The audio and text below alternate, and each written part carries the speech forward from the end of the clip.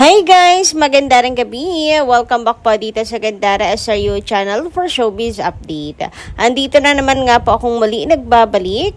Ang nagmamaganda po ninyo kachismosang Kim Pao, wala na nga pong iba si Gandara upang magatid sa inyo ng latest update and fresh happenings patungkol kina Kim Chiu and Paolo Avellino.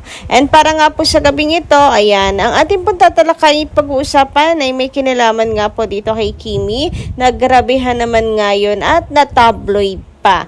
Ang bilis din talaga. Kung sa bagay, ang laki rin po kasi ng ambag ng ang mga fans tungkol dito kasi kapag pinag-uusapan natin na alam nyo, may nakikimarites na pala. So, yan ang mga lessons and iba pa na malalaman natin ngayong gabing ito.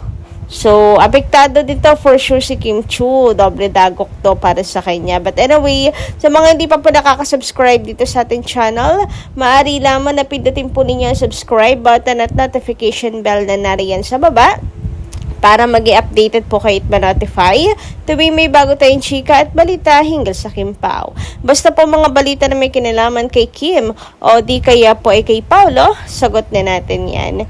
And ngayong gabi, bilang pasasalamat, narito at mayroon po akong ilang komentong napiling basahin. So, sabi dito ni Chairos Kitchen, isa po sa comment na napili natin ngayong gabi.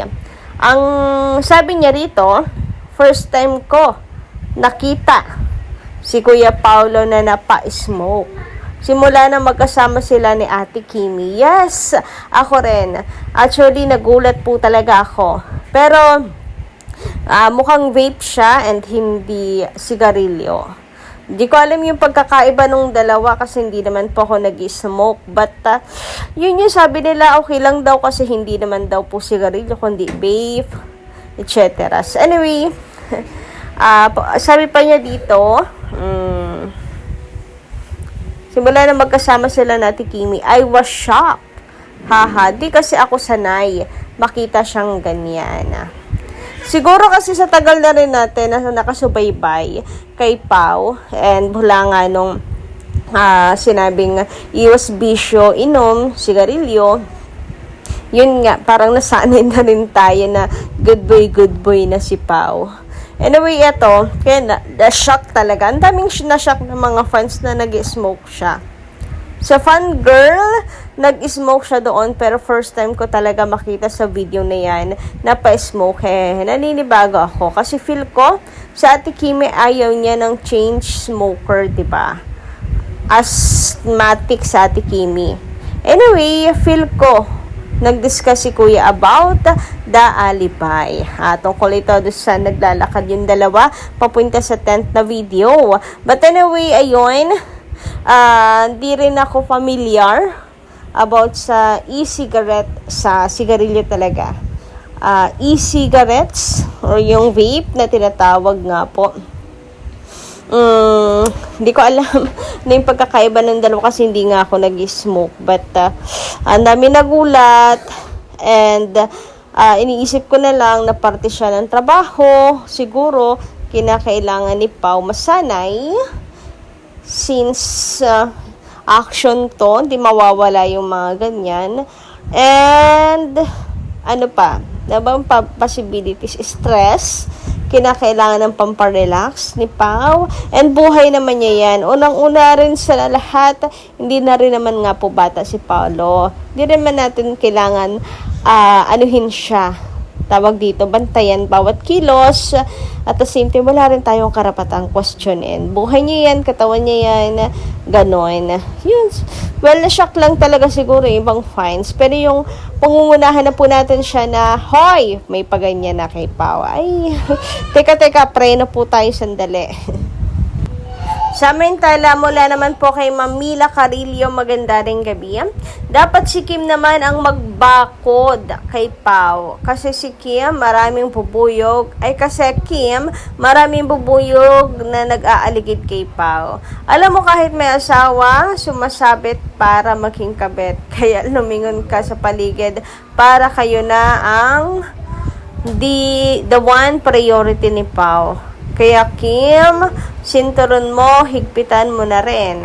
Alam mo naman ang mga bubuyong, kung kumapit madikit, respeto lang tayo sa mga idol natin, tiwala sa isa't isa.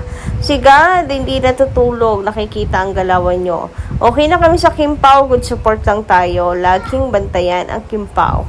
Proud kami sa aming idol, love, forever fun senior, laging tapat, tiwala sa ating love partner, Kim Pao. So, ayan. Grabe naman yung dapat si Kim ay magbakod na. Joke lang naman siguro ni Kim yung ang tingin nasaan mga ganyan. Pero, yung pabakod-bakod. Pero parang pangit din kasi babae si Kim Chiu eh. Alam niyo yun? Para na rin pong babakuran niya si Pao. Para na rin tinanggal niya sa sarili niya yung worth niya. I mean, yung tiwala niya sa sarili niya and yung halaga niya. Kasi, if Paolo knows her worth, yung halaga ni Kim Chiu, kung talagang mahalaga to sa kanya, hindi na kailangan bakuran siya. Alam niyo yun? But anyway, opinion nyo po yan. And si Kim Chiu pa rin naman po magdi-decide patungkol po dyan. So, patungkol na lang sa mga umaaligid siguro, kung meron man. Hoy, kunwari na lang mula kay Kim Chiu. Excuse me.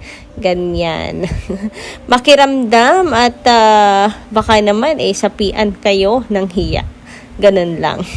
Kasi unang-una kung may relasyon man o wala si Kim and Paolo, babae kayo, di ba? Babae, so wag umaligid, wag paali-aligid. Natural na magkaroon ng crush.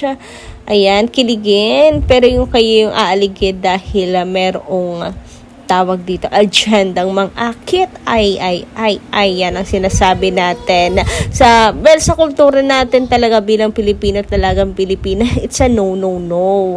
Ewan ko na lang sa mga mindset ng iba na it's okay, bahala kayo sa buhay nyo. Basta Pao, basta dapat alam mo at malinaw sa puso mo kung sino ang gusto at ano ang gusto mo. Kaya pala dapat, pag-pray na lang natin pala yung dalawa. Yung dalawa na, alam niyo yon, bigyan nawa po ng Panginoon ng malinaw na pag-iisip, malinaw ang tawag dito, goal sa buhay. Buksan ang puso at isipan sa mga taong talagang dapat layuan at dapat naingatan.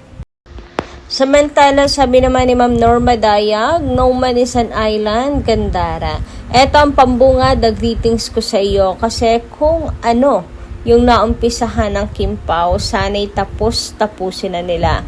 To Kim, she is more than an artist whom we considered her as an artist to be an eye-opener to other artists for her total personality traits. If ever Kim will lost Paolo for the third time, so the best options is accept other new shooters. If possible that in showbiz anyway, well, established din siya sa buhay, kaya din na siya mag-aalala about her future financial status. So, alam niyo nagustuhan ko yung sinabi niyo na Kim is more than an artist. Dahil kinukonsidered nga natin siya as an artist to be an eye-opener to other artists for her totally personality traits. Ayan.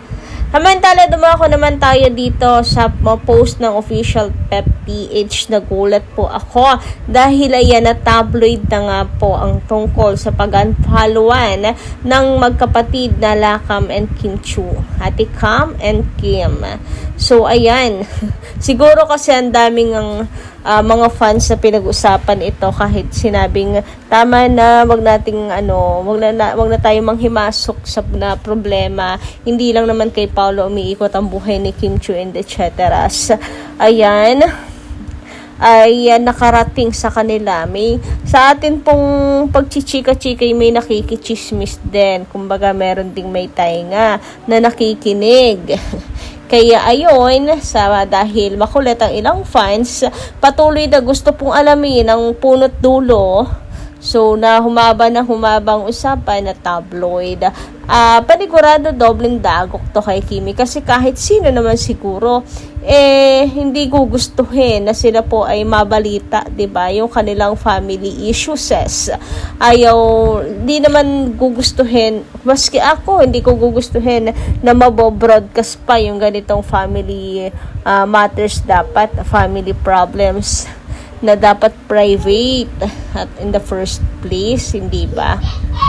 Kaya panigurado, ang lungkot nga ni Kim Chiu nung nakaraan, madodoble dagok pa to sa kanya. Dahil first time to na may issues yung magkapatid or sa pamilya ni Kimi.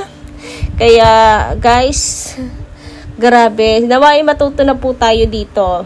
Pag family po ang pinag-uusapan, wag na tayong manghimasok pa doon. Ano po? So ayan, na tabloid tuloy. Malungkot ang pinagdadaanan ni Kim Chiu, may kinalaman ng unfollowan nila ng kapatid na sila Kam. Ayan, hindi ko na binasa guys yung article nila. Gusto ko lang iparating sa lahat na ayan po ang naging So sana matuto po tayo. Anyway guys, hanggang dito lang muna ang ating update. Thank you so much po sa inyong pakikinig. Kita-kits po tayo sa susunod pong chika. Marami pong salamat.